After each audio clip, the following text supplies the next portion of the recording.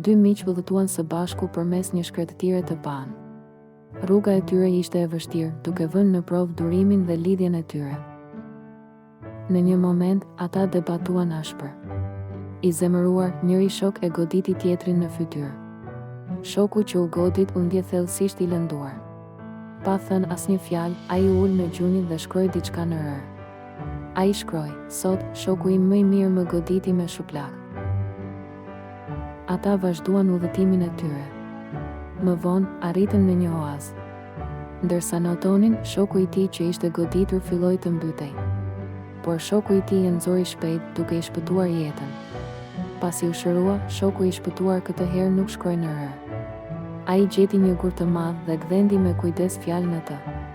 Ai gdhendi: "Sot, shoku im më i mirë më shpëtoi jetën." Shoku i tij u habit nga kjo. Ai pyeti: "Pse shkrove në rër kur të lëndova, por në gur kur të shpëtova?" Shoku i shpëtuar buzëqeshi butësisht. Ai u përgjigj: "Kur dikush na lëndon, duhet ta shkruajmë në rër. Erat e faljes mund ta largojnë lehtësisht." Ai vazhdoi: "Por kur dikush bën diçka të mirë për ne, ne duhet ta gdhendim në gur.